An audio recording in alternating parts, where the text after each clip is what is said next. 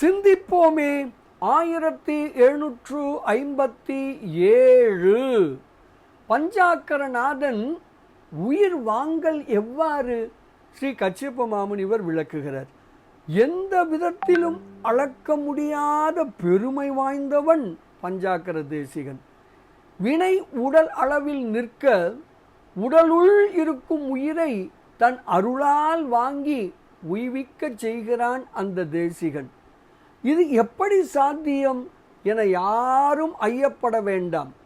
உலகிலே யானை விளாங்கனியை உண்பது போலத்தான் இது. யானை விளாங்கனியை எப்படி உண்கிறது தெரியுமா? யானை விளாங்கனியை முழுமையாக விழுங்கும், ஓட்டோடு முழுமையாக விழுங்கும்.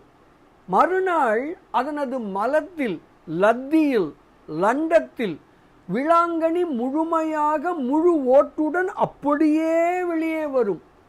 ஆனால் அந்த ஓட்டினுள் பழம் இருக்காது. வெளிப்புற ஓடு அப்படியே இருக்க உள்ளே இருந்த பழத்தை யானை சாப்பிட்டு விட்டது என்பதாக சொல்லப்படும்.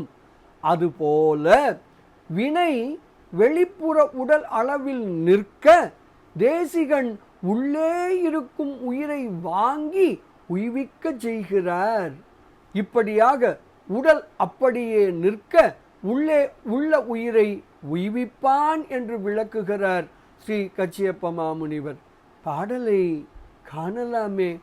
துளக்கும் வினை உடல் நிற்ப தொகும் உயிர் வாங்கல் எவ்வாறு அளக்கற்கு அறிய பஞ்சாக்கரநாதன் என்று ஐயுரன்மின் வள குஞ்சரம்தன் வயிற்றுள் செறிவினை வாங்கிக் கொண்டு விளக்கட்கனி தன் புறம் விட கண்டனம் மேதினிக்கே என்று ஸ்ரீ கச்சியப்ப மாமுனிவர் தனது பஞ்சாக்கர தேசிகர் அந்தாதி எனும் நூலின் 70வது திருப்பாடலில் அழகாக விளக்குகிறார்.